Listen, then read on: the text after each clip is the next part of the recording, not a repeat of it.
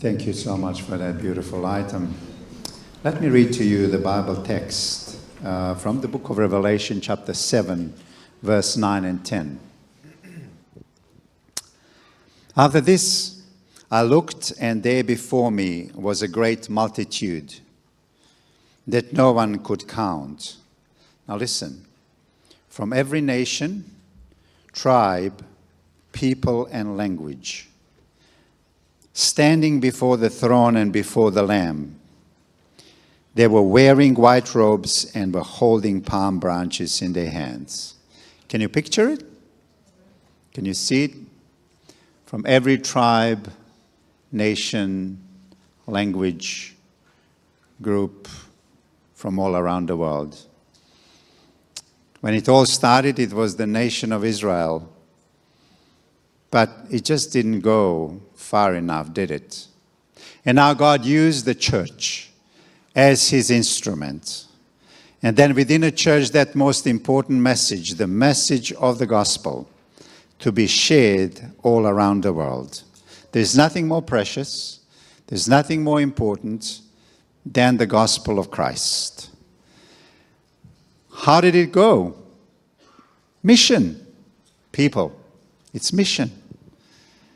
And just before I went on this mission trip to Papua New Guinea last year, and now this year with 24 of us, it dawned on me about one of the churches, one of the first Christian churches, the church in Antioch, a church that I believe that we as a church here in Mount Gravatt can really emulate and be modeled by.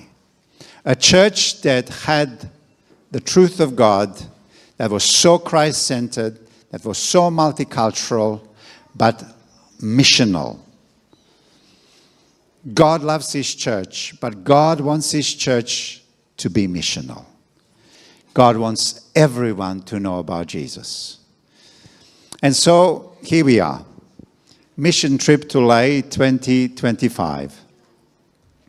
On the heels of what happened in 2024 when the PNG Mission for Christ took place, which was a huge evangelistic endeavor, and where more than 300,000 people were baptized. The idea to come back became obvious to me personally. How do you accommodate for such a huge influx of people who have accepted Jesus? I personally felt that we need to do more. We need to strengthen the faith of people. We need to be even more practical in our approach to the community and make a difference. So the idea was born, just to give you an idea, every night in 2024, there will be between 2,000 to 3,000 kids attending PNG for Christ. Also what I realized at 4 Mile Church, they had elementary school situated on school grounds. So in talking to the leadership of 4 Mile Church, it became clear that they desperately need classrooms for children. So that's where the idea was born. I spoke to Darren, who was the first one, and said, Darren, do you think we could do something? He said, I'm in. I spoke to Gabrielle and I said we could potentially run a kids club. She said, I'm in. That was the beginning. We shared this with the leadership. We started sharing this with the rest of the church, and the rest is the history. You gave $1, $10, $5, $100, $1,000. Over $65,000 was raised. So many of you blessed the people in Lae and blessed all of us. And now we are bringing you a report. Are you ready?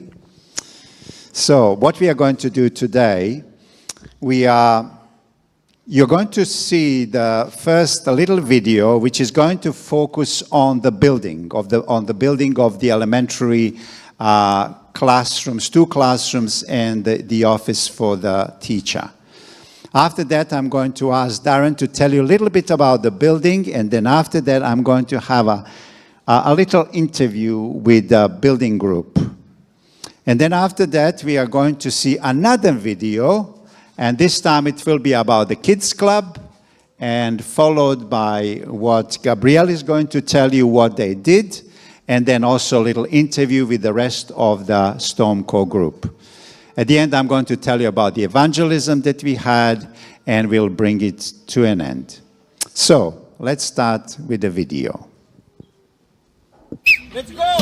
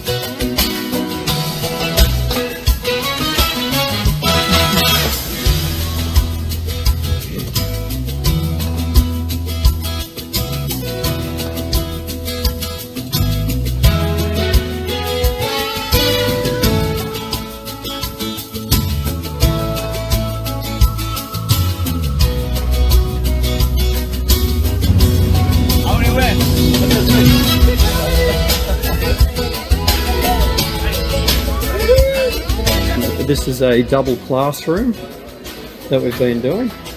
So I just thought I'd show you through. So everything's done a little bit different over here. All the frames and trusses were all built by hand out of hardwood, basically Quila and mango and whatever else. All the sheeting on this is basically bracing ply, 4mm bracing ply. All the windows, handmade frames with all the bars in them, 12mm bar. We run all of that bar through as well. And you'll see there's a couple over here. So this one's literally been finished today. So we're 2 weeks. We're just finishing today. Doors are on. This is a middle classroom through here. The boys are still painting that one out. And as you come into here, we're just getting done. So the electrician is pretty much finished in here, pretty close. The boys are finishing off painting. And then once we get back through here, then they will run louvers on these windows as well. Only good for probably when you get wind running sideways or rain running sideways. But other than that, yeah, it's a beautiful spot. This has been an adventure of a lifetime to come over here and to help out and to give back. So look forward to getting back to Brisbane next week.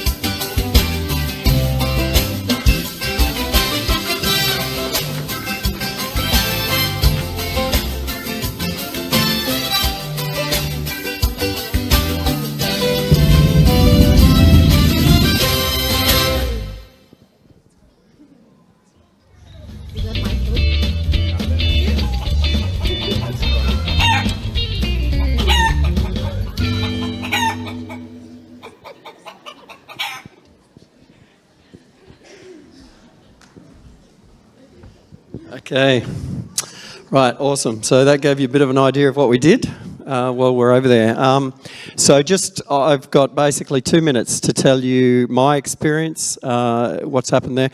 So as Zenny said, we started putting a team together and started a few meetings basically 6 months or so before we left.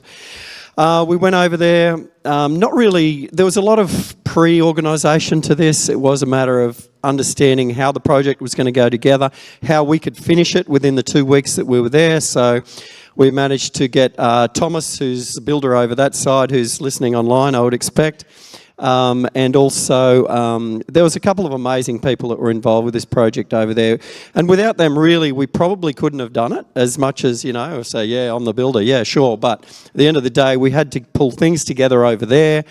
They had to get the slab down. They built all the frames before we got there. So literally, we came in, the first day we started erecting the frames, and we continued on with all the different claddings. And yes, there was some complications. There's the fact that they don't have drop saws, they don't have nail guns, they don't have screw guns. There's all of these things that they just don't have. And so that probably slowed things down a little bit. Materials maybe weren't always there when we wanted them. But at the end of the day, the experience that we had with these guys, our team of 11 or so, was it 11 that turned up for the building side initially? These guys were amazing. Like, some of these guys never picked up a hammer either, or the girls especially probably. But everyone really helped out a lot. And as you saw in the video there, you saw there was helping out with the painting, helping out getting the frames up. So everyone really kicked in, and the people were amazing. It was hot. It was tiring at times, but the camaraderie between all of us and the guys there helping out really enthused us and gave us motivation to keep going. Like, a lot of the guys, local guys, got in and helped out, as you saw through the video and everything as well. So the experience was amazing. We did get the project finished, other than a couple of little bits and pieces, but it's certainly habitable, and the church and everyone was very appreciative, and I appreciate our team that came with us. So thank you. Thank you, Darren. Thank you, Darren. I want you to know that at this point in time, we have the church in Lay, the 4 Mile Church, watching this. So they're just sending me messages as okay. Now, you obviously want to know how the whole thing went and what we experienced. So the best thing to do is that people who went there, they tell you. So we have various and different kinds of questions, trying to cover as much as we can so you get an idea. So people at the back, they were the ones who did the building project. So we'll start with them. So Michael, I'll start with you. You put up your hand very early in the piece and said, yes, I want to go. And so Michael, tell us, what was your role? What did you do? My role, it's a very good question, Zenny. My role, back in 1965, my father did a fly and build to Port Moresby. So I always wanted to follow, in his footsteps, and that's why I embarked on this trip. And he's been a painter, professional painter for 50 years. So when I heard building, and, I can definitely help with the painting. So yeah, that's why I stepped in. And it was quite hectic the last few days. In the beginning, we started, once the roof was on, we started doing the battens, painting all the battens and that. And then we got on the inside, and it got a bit hectic at the end. There was a lot of gapping required, so everyone came together and helped out a lot. And as you've seen from the videos, the pictures look amazing. The painting looks amazing. And also, every day the sounds of a famous hymn ran out at the cross where I first saw the light. We were literally singing constantly, so it was really good fun. The PNG boys were so helpful too. They literally moved the ladder for you. You'd go up, and you've seen from the video, I was up the ladder quite a bit. You sort of up, down, they'd move the ladder for you because one of the ladders was quite heavy, but yeah. And I'd like to encourage everyone. Everyone should do one of these trips in their lifetime. You could see the joy in the people, and it's very rewarding. And no matter how big or small your talent is, if you put your hand up, God will call on you to do His work. Thank you, Michael. Amazing job you've done. Steph, one of the things when we finished the work, there were 2 prevailing kind of feelings we had. One was fully satisfied with the mission well done, but also sad. leaving people behind, because what inevitably happens, you establish relationships. So tell me about what did you experience in terms of relating and relationship with people over there? Well, first and foremost, when we rocked up, we were probably some of the first white people that they'd seen. So there was a lot of waving, there was a lot of friendly faces. And yeah, when we were welcomed into the church, as you could see in the video, everyone's lined up so formally, and everyone wants to come shake your hand, wants to come get to know you. And it was really fun because, yeah, over the week we got to make some really cool and special connections with some of the locals, and even with some of the locals our age, like some of the youth.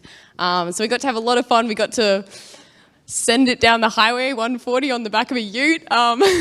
We got to have a lot of fun just connecting and building good relationships. And now, and I'm sure everyone else can relate, we've been spammed with hundreds, or maybe not hundreds, but tens and tens of Facebook requests and people texting us and checking up on us. So it's been really rewarding, and it's been really cool to have built those really special connections, and hopefully we'll get to see them next year on our next trip, hopefully.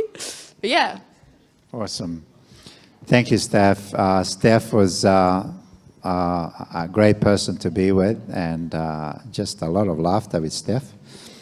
And well, Jason, you are relatively new to Mangravat Church, and so kind of, you knew probably most of the people, but quite a few, you would not have known all of the people in the group.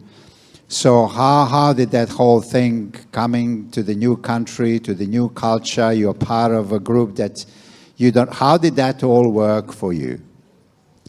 Good question. Well, firstly, the trip was really fun and we had a blast, and just learning to, just hanging out with everyone here, it just made the trip so much more fun. Some of the things I'd learned some pretty fun card games actually. Never played them before. Played Hearts. I was terrible at it, but by the end I was very good. 2-win streak. But more serious side of things, I learned different things from everyone here. How to gap, how to paint, and different things like that. Learned that sometimes you can't do too much, just hold the ladder, pass the drill. But it was really fun working with everyone. The dynamics was very good. Thank you, Jason. We can't share all the stories. What happened in Lay sometimes have to stay in Lay. But Grace, can I ask you this question? How did the people we served respond to us? So this was Grace, this was your first, well, you are young. This is your first mission trip, true? Yes, it is. Oh, yes, it is. Yeah. Okay, and so tell us, how did you experience all of it? It must have been into your face. So this is very, very new to you. So tell us. Yeah, it was a very good experience. I would definitely recommend it to everyone here. It's a life-changing time to have. Yeah, it was really nice, adding on to what everyone said, getting to know the youth and just being a part of the building crew. I never thought that I could actually be a help and assist to the people in the building, but they always needed a hand, so it was always good to just be there to help. And with the glossing at the painting at the end, I don't know if some saw, but Kristen and I, we both kind of stayed back to do some of the painting and the little touch-ups, so it all came together really nicely, and it was good to just see their kindness and their just appreciation and warmth that everyone there came and gave to us. We got so many bilum bags, as you may hear from some of the stories, maybe 10 to 12. So it was just very, very appreciative, I feel like we could all get from the experience. And also a lot of fruit. We got heaps of fruit during the day. We would finish the building and it would be right before lunch, and then some of the ladies from the community would come with a big bag of just fruits to just give us, and it was just so nice to see, and yeah, good experience. Thank you, Grace. I said to Grace's parents that how impressed I was with Grace, not only with hard work that she did, but also with the attitude. And Grace would also sing during worship and mix with the youth of the church. And it was so good to see the relationship being established, and that's really special. Okay, Ute. Let me ask you a question. You buzzed around the place. Nobody would think.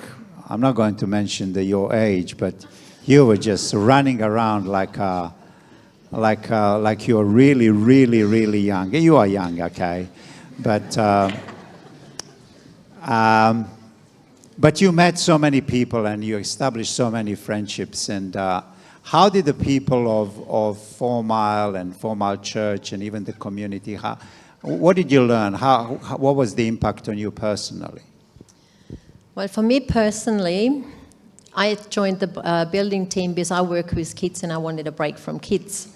But I can't help myself. So, of course, I watched the kids, I engaged with the kids. And the one thing that stood out really big to me, there were about roughly 400 kids there. There was one child who had a developmental delay. He was a sweetheart. We all fell in love with him. We all wanted to bring him back. But all the other kids, there was not one child that had ADHD, autism, or you name it, whatever it is. And in our classrooms here, we have about 6 amongst the 22 children in the class. So to me, observing them, and for ourselves, the experience we had with the fresh fruit that we had every day, the fresh vegetables and all the fresh food, these kids don't have packed food, pre-packed food which is loaded with preservatives, colors, and so forth. So for me, the health message is a big thing. I love it. I'm passionate about it. And for me, it has proven that our health message is vital for us. And my takeaway is just keep doing what we're doing and eating healthy foods. And my encouragement for you is our body is the temple of the Holy Spirit. Let's fuel it with the good stuff, with the healthy stuff, because it makes a huge impact. And I have experienced it over there myself. So that's the take on that I've taken with me. Thank you, Tim. Ruben is next. Ruben holds a record in 4 Mile District of drinking 5 coconuts within 1 hour. But let me tell you, Ruben was a hard worker, but every day he was quite, there were many spells of sunny days, and when it's sunny, it's very hot, it's very humid, and you have to work, and it's not easy, and you sweat, and it's hard, and it's challenging. So, Ruben, how was the work? How did you find work? Was it challenging? Tell us about that aspect. Yeah, so it was definitely challenging. We did have days that were like, well, to me it felt like it was about 36 degrees, very humid, and I don't know. Whenever you want to get home and it's nighttime, you want it to be like cold, but then it was still hot, so it was kind of hard for that. And yeah, we definitely had material shortages. We had delays in construction. Darren can say his opinion on that too. And yeah, we would have got stuff a lot quicker if we had a lot of like the nail guns and stuff like that. So that was a bit of a challenge, just smash it out. And yeah, as Pastor Zenny said, how I got through it was, funnily enough, I drank like heaps of coconuts. And yeah, Pastor Zenny asked one of the locals, he's like, has anyone ever drinking this many coconuts in an hour? And he's like, bro, we don't drink this many in a day. So I like smacked, yeah. So it gave me optimal nutrition, which was definitely important. But on a more serious note though, when we were doing construction, one of the kids that was watching us do construction, this was in the first couple of days, I came up to him and I said to him, hey bro, like, aren't you supposed to be in school, like jokingly? And he's like, no, I actually don't go to school. I'm actually waiting for you guys to build us the school. Yeah, so that like broke my heart a little bit to hear that, because every child should at least have an education and have the opportunity to do that. So for me, it was a big motivating factor for me to, try to build the best school I can for these young kids so that they can learn more about God and, get the education they definitely deserve. So yeah, by the goodness of God, we smashed it out and we got it all done. So yeah. Great. Another hard worker and a person buzzing around the place and laughing and joking, but really working hard. So much so that one day he had a bit of a heat stroke, and I didn't tell his mom that one. And that's Matthias. Matthias, he recovered after a day. Well, actually, the next day he came back to work. And so, Matthias, as you look back, what really impacted you on this mission trip the most? Or Well, maybe who? As in who? Yeah. Well, there's quite a few people that impacted this trip, and to give shout-outs to everyone, we're going to be here a while. So I'll keep it brief, and I'll say probably week by week. First week, this was my very first mission trip, and it was important to I didn't know how it was going to be, and I really want to thank the youth that came the first week in the building crew. So that was Steph, Jason, Grace, Ruben, and Kristen, and I. Man, we had a blast. We had so much fun that first week, and it kind of set the tone for the rest of the trip. So Jason briefly mentioned we were playing card games, and then Pastor Zenny was telling us in the evening about not being malicious to one another. So that was a bit of a paradox. For the second week, and unfortunately he couldn't be here with us, but I want to give a massive shout out to Scotty. Now, you guys probably have no idea who I'm talking, but Scotty's a guy from up north in the sunny coast, and about 2 months ago he contracted Ross River fever, and his symptoms still hadn't left him. And the first week he was in pain and agony. He didn't have much medication, so he was very much out of action. But the second week, he got his medications, and through the pain, through the medications, through the heat, he was there, hammer and chisel, finishing off all the doors and all the door frames and stuff that that was his. He was a master of that. He's a carpenter by trade, and just seeing him push through all of that, my little bit of heat stroke, I was like, well, I'm sorry, but that's nothing compared to what this guy's going through. So next day, I was like, well, let's all get whatever energy we have left. Let's push through. And last but not least, I want to give a massive shout out to all the PNG boys if they're watching. I'll just say some names. Aure Samson, Benji Kolai, who I know is probably watching this. He skipped school to come and help us out, so he was a bit of a slacker in that regard. Thurston, Brandy, Darius, all of those guys, we had such a good time with them, watching State of Origin with them. Oh, it was hilarious. So yeah, in brief, that's how many people impacted my trip, and there's many more to say. Thank you, and I'm sure that Claudio and Scotty are watching, and Trish, and we say hello to you. Pity you're not here. Kristen. Kristen, you're probably the person who went to more than any one of us to mission trips. How many mission trips have you been to? I think 5 or 6, yeah. Okay, so she's and regular. she was just asked to go on another one 5 minutes ago. Kristen, is there such a thing called mission junkies? Or? Absolutely, I'd be one for sure. Anyway, Kristen, so you would have been with so many groups, and tell us about the group, and how do we as a group, how did we go? How did we go as a group, and what do you think? Yeah, so I think this group was a really fun one. It was cool because there were lots of people here that, I've seen around church, but I haven't actually spent the time getting to know them. And it was nice just kind of meeting people and getting to spend all that time with them. And I think kind of coming back here, it was a good reminder to actually, reach out to other people in our church and go around and meet people that we normally wouldn't spend time with. Because you find out that there's actually a lot of awesome people out there, but you just haven't met them. So I think this whole trip was really awesome to just, meet some more key people in our church and hopefully kind of continue that relationship with them. Thank you, Kristen. Well, let me just tell you, we finished building these 2 school classrooms in the office on Friday around 5 o'clock, and the last thing to be done was painting. And all along, we saw God's hand fully in the whole project. And one picture that will never be erased from my memory is the picture when around 5 o'clock, the clouds were gathering. And mind you, all throughout those 2 weeks, there was no rain. Even though they predicted rain, the forecast was rain for 2 weeks. So there was no rain, except for one day when we did the half of the roof, and we could gather under half of the roof and do the work. And then after 3 hours, the rain stopped and we continued the work.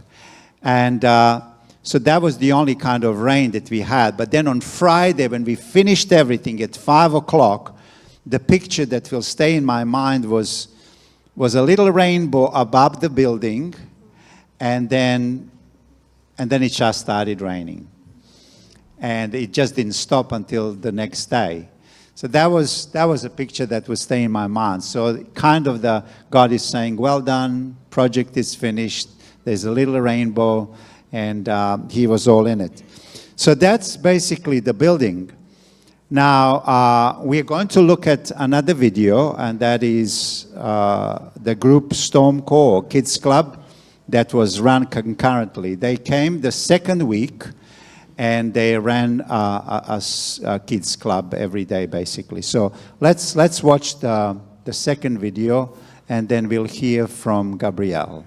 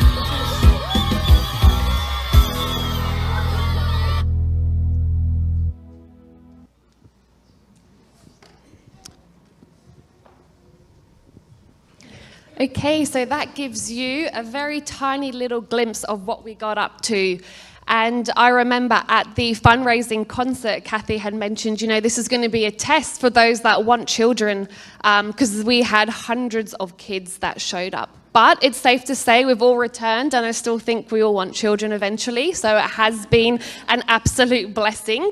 We did want to take a couple home, but unfortunately the parents didn't allow us. So for us, we came the second week of the trip, and we ran a Stormco Children Club. So for those that might not know, Stormco stands for Service to Others Really Matters.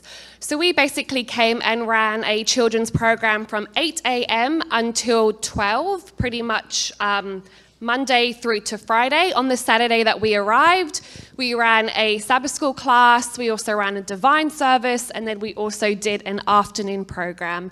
So hour after hour, a lot of singing, a lot of activities, and we just had an absolute amazing time. And I think something that we can definitely learn from this is simple activities just bring so much joy to children. It's amazing that when technology is removed, their attention span is absolutely incredible. We would tell them our names once, and they would remember it for the whole week.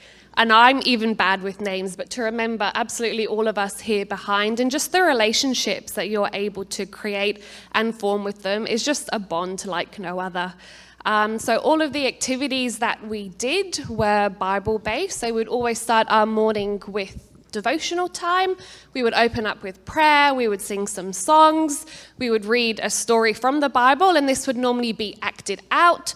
We would have quiz time after that, where we'd do true and false questions. And believe me, they knew their Bible amazingly. I think we could have all learnt something from them. We then had rotation activities that pretty much ran for 30 minutes to 40 minutes. We looked at team building activities with them. We also did a lot of health activities too, looking at different fruits and vegetables, hygiene, how to be able to wash your hands, how to brush your teeth. We were also able to bring a lot of toothbrushes and toothpastes and soaps as well that we were able to hand out for the children that may or may not have actually had that in their home. We did arts and crafts, origami, Bible-based colouring in, and lastly we also did skills such as knot tying, rhythm workshops, and things like that. And it was just a blessing. We also had the opportunity to go to one of the Adventist primary schools in Gabonsis. So this was about 40 minutes sort of out from where we were into this beautiful space, beautiful garden, land, hills, palm trees, flowers, and we were able to put on a morning program for them. But the one thing for me is I am a planner. I love things to be absolutely organised, and one thing this trip allowed me to learn to step out of my comfort zone just a little bit. So it was supposed to be a 20-minute devotional, and then I had basically 5 seconds to prepare a spiritual word of encouragement in front of 850 children. I didn't even have time to pray. I just got up, and reflecting after, my heart rate jumped to about 140. But God uses each and every one of us. I was able to actually share a testimony of how God brought me back to Australia and tied it in with some Bible verses. So God was just really able to work through each and every one of us to be able to bring such joy to these children, but also for us as well. It was very, very fulfilling, very rewarding. We came back very tired. I actually got sick. But just a blessing and memories that you'll never ever forget. We would come each night, they'd come and sit in your lap, they'd want to be with you, they'd play with your hair, they'd bring you little gifts and presents and fruit. And it's going to be an amazing opportunity for all of us to actually be in heaven one day, to be able to be united back again together with all the little children. So that was just a little bit of a glimpse of what we did with the Stormco Children Club. Thank you. Thank you, Gabrielle. I know what you mean by getting out of your comfort zone. It was second Sabbath. I was already preaching and every night, and I was not supposed to preach on Sabbath. And then at 10 o'clock, I was kind of relaxed, and they come to me and they say, "You're preaching." And I said, "What?" And I had nothing. I had literally nothing. You know, at least, you know, I use PowerPoint, and no PowerPoint, nothing now. Bang. And there it was. So I preached. Down 3 dots after that. Charlotte, talking about getting out your comfort zone, eh? Did you know that Charlotte and Kimmy, this was their first overseas trip? And lo and behold, not any kind of a trip, but this was a mission trip for you. So quite a challenge, getting out of your comfort zone. How did you go, Charlotte? Yeah, I think everyone in this group had a time during the trip where we had to get out of our comfort zone, but mine was definitely during the Stormco. So I'm not a big performer or a singer or anything like that. So when we had to sing all these songs, and mind you, we sang a lot of songs, like a lot. And we had to, you know, act out all the actions. Every single song we sang had some form of action to it. So it was fun and entertaining for the kids, and we had to act out some of the stories as well. And for me, that was like I don't know. So on the first day that we did our Stormco, I was like, I don't know if I really want to do this. Like, it's not my thing. I don't act or I don't sing or anything. So I prayed about it, and as the trip went on, I was, you know, getting more comfortable with the songs because we sang the same songs every day. And by the end of the trip, I was like, you know, this isn't too bad, and I was loving every single second of it. You know, I was getting in there, acting out all the stories, singing all the songs, and I actually loved seeing all the kids' faces light up. And I even had parents come up to me and thank me for how involved I was with their children. So it kind of reminded me of how much joy can come from stepping out in faith. So me having to step out of my comfort zone was a positive experience for not only me, but for the children as well. Well done, well done. Charlotte, you did step out and you had a blast. You had a great time, and God blessed you. So good. Katharina, so how was the trip for you? And tell me especially, what did you find to be challenging and maybe difficult? I think like everyone else, I really enjoyed the trip. And I think one of the challenges, which Gabrielle mentioned earlier, was that the plans that we originally had for Stormco, a kids club, they were changing right before the trip. When we got there, it changed again. But you soon realize you just have to go with the flow, regroup, and you have to trust in God, because maybe we're there to represent Him, be His hands and feet, and maybe He wants us to do something else. So that was one of the challenges of just kind of going with the flow and changing our plans, our initial plans. But yeah, there's definitely growth that comes through those challenges. And it just reminds me of the verse in Proverbs 3, 5, and 6 as well. Yeah. Thank you, thank you. Cassia, I personally saw God at work all the time, and God's hand was in so many ways present. What did you personally, where did you see God at work during this trip? Well, as a mom, for the first time I was leaving my family for 9 days, and it was a lot for us. But yeah, when we arrived, like it's just 3 hours from Brisbane to Port Moresby. But and then we have to take another plane, 45 minutes to Lae. So when we arrived, we have been seeing like flights before us be cancelled, and I think it was 3 or 4 before our flights to Lae. And then I was like, dear Lord, can we see you in the picture? And then after around 1 hour delay, we finally was able to board, and then we arrived on Friday, a little bit late, but it was fine. So for me, it was the first impact. Okay, God is in control. Everything will be fine. But then on Sabbath, I got the call from Emerson. Samuel was very sick. He was vomiting for the whole day. And it was so hard for me to be like there emotionally and mentally and everything. And then I prayed to God, please help me, because I really want to be here and I want to serve you here. Please take care of my boy. And he did. We have a big Brazilian family, and all my friends and my husband was looking after him, and he was better on Sunday. And last, I think it was so amazing to see God He take care of us all the time.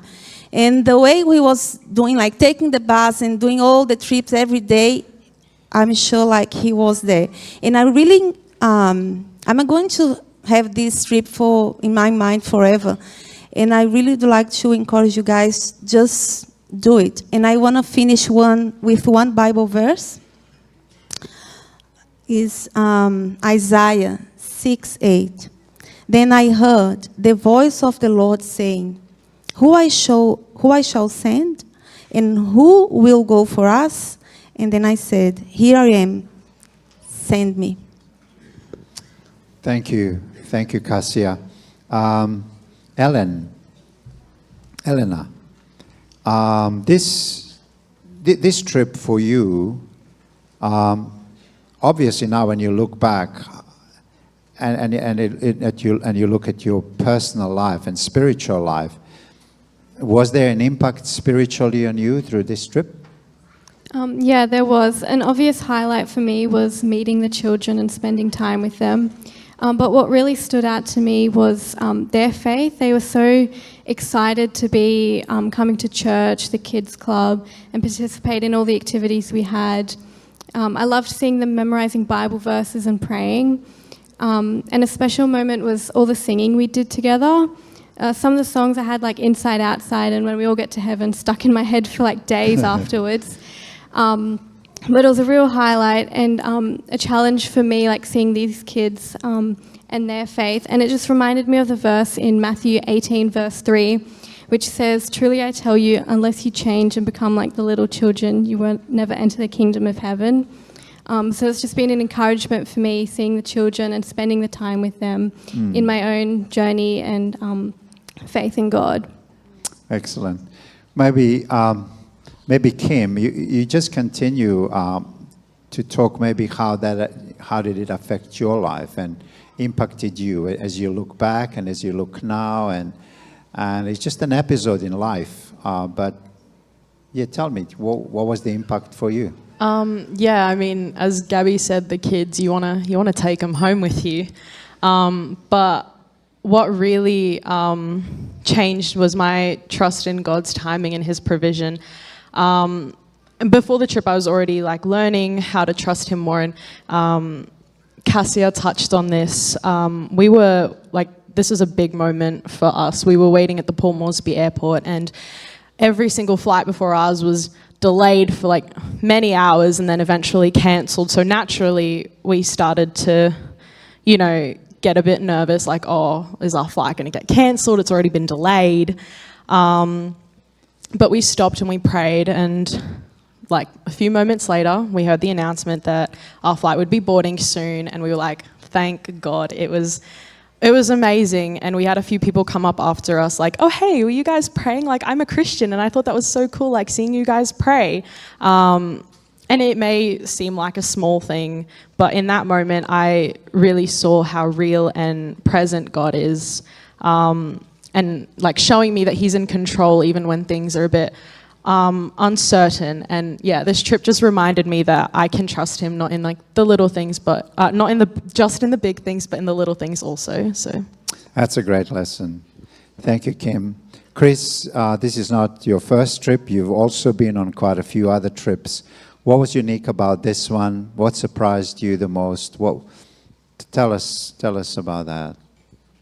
The thing that stood out to me over the course of the whole trip is what you mentioned a little bit before, the weather, but specifically God's provision with the weather. You mentioned the building project never really got interrupted by the rain, and as I'm sure a lot of you are aware, anyone who's been to the tropics knows that when it rains, it pours. It's almost like there's not such a thing as light rain. And we experienced that every night. Every night it was pouring with rain overnight, pretty much every night. And that was one of the things that during, I think, the second evangelistic program, I was sitting outside. So not everyone could fit inside the church where we were. There were hundreds. What was the number of people that came? About 1,500 people, 1,700 people every night. So we couldn't all fit inside that little church. So hundreds of us had to sit outside of the church for the evangelistic programs. And on the second evening, it started to rain. I could feel like big, you know when it's big droplets of spitting rain and you're like, oh, this is not going to be good. So I said a quick prayer and I was like, God, can you please show your power right now and keep the rain away at least until the end of the program. And it never got heavier. It just stayed as little drops and eventually it just stopped again. And then later that night, every night pretty much, pouring with rain after the program. So that was something that impacted me on this trip. Yeah, and that same story was there for PNG for Christ in 2024, and it was just a repeat, which was quite an amazing. God's hand was definitely there. Sandra, mission. This is not your first mission trip, is it? No. No, okay. So tell me, what do you think about how significant mission is? Yeah, so this is one thing I've been reflecting on since I've come back, and because the contrast in living conditions are quite vast. So I've kind of been reflecting on what can I implement change in my daily life. And I'm still reflecting on that question, but I do believe mission is an everyday thing that we need to have in our lives. And we don't need to go on these mission trips internationally to be on mission. One thing I do, I guess, feel and believe is our everyday lives is, in a sense, a mission. How can I be more intentional to see the needs of my family, my friends, my work colleagues? This is all our mission fields, and how am I representing Jesus to people who do not know Jesus? Am I being a positive influence? Am I being a negative influence? So for me, I just want to live a life on mission and just represent Jesus accordingly. Thank you, Sandra.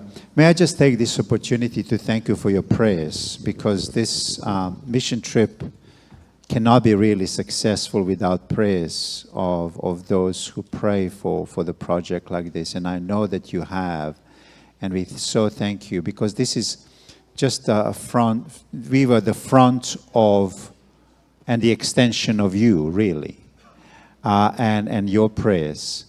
And so we want to thank you for your prayers, and because God answered those prayers. Nancy, the need is so huge, and we have only answered some of it in a way, but the needs are great. So what are the needs, and what is it that we are to pray for? Well, before that, God answered our prayers the very first time we landed in Port Moresby. We were so hungry. We were at the airport because early in the morning, me and my daughter, we got dropped off at the airport. We didn't eat anything. And when we got there, to my surprise, somebody there know me. Hey, Auntie Nancy. And his kids used to go to school with my kids here at BAC. He took all of us, 11 of us, for a buffet at the hotel. That is prayer answered. Remember how we were so hungry? And he... Answer to prayer. It is a real big answer to prayer. Isn't that true, Lily? See? And he paid for he said, no, you're not paying. I have paid already. And when I saw that, I thought, wow, we just arrived and our prayer has been answered. And me, that's my neighbor, PNG. I'm from Solomon Islands, right? I thought, I'm just going to see the same thing. Wrong. Yes. Yes, we all Melanesians, different place, and I thought no one's gonna be interested in me. Because they all run to the young people.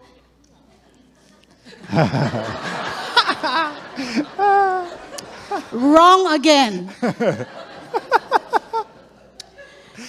Those kids, they loved me and Auntie Lily so much. And that night we introduced ourselves.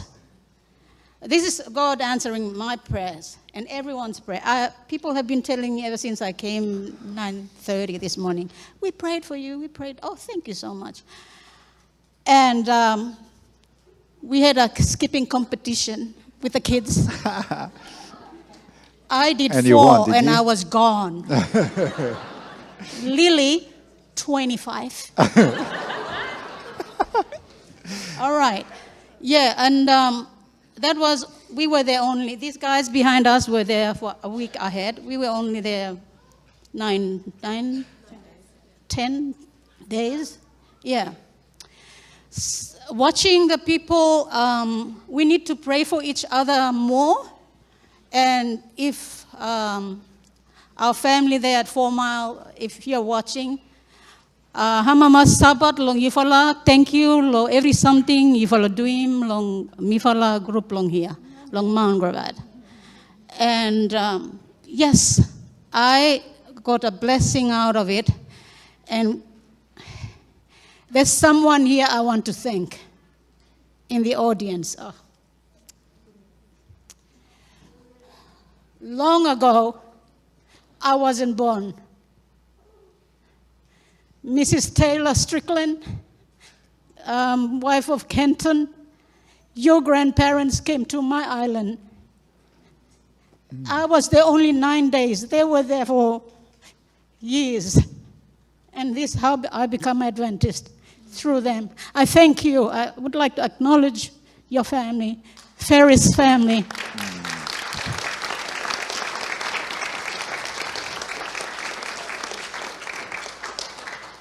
I have more. Thank you. See, we learned in Papua New Guinea unexpected, and this was unexpected too, but it happened. Thank you. Lily, you're the last one. What did God teach you about himself through this experience? First of all, when we landed, they all said good evening and welcome and whatnot. But on Sabbath morning, they taught us how to say Happy Sabbath, which is Hamama Sabbath. So that was my first word that I've learned that I did not know. But now I will say it in my language so you guys can understand or learn, which is Subotni Blagoslov. Did you all catch that? Now you learn. Okay, I knew about this trip for some time, and I was umming and ahhing, should I and should not. No, I'm not going, goodness me, I'm the oldest one there. I will be. And guess what? Turned out that I was the oldest one there. So, wow. Anyhow, this was my 3rd mission trip. I was twice in Africa about 10 years ago. And what did I learn? What was expected of me? What did I expect? Not much different to Africa. It was almost all the same. But when God says, go, open your heart, open your mind, I will open the way. So when Gabrielle says, Keka, you know about this trip? And I said, yes, I know. And she goes, would you like to come? And I said, I can't help building. I'm too short to start off with. Anyway, I can't reach. And she said, no, don't worry about that. We're going to do a storm call with kids. And I said, oh my goodness, even worse. It was years and years ago since I was a teacher in Sabbath school. And I thought, all those songs, goodness me, I've forgotten all about it. But guess what? I didn't. It all came back to me later. It was awesome. So when God asked Isaiah, where Cassia read. I'm emotional now. Whom shall I send? And he says, here I am, send me. So all of us here, with our pastor as well, God was leading and God was there all the time. And God was helping us. And I learned new song, which we heard today from Cassia as well. So to God, age matters not. Does not matter what age you are. Just, just open your heart. Open your heart and open your mind. And God will lead. In Matthew, it says, go and teach. Thank you. Even though we all know God's word, but we need to be reminded, go, go, and go. Thank you. I think we are going to pretty much finish here. We have gone over time, but we do have a lunch, so you are invited to come for church potluck lunch after this.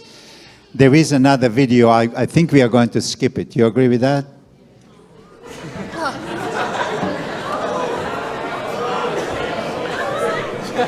We skip it.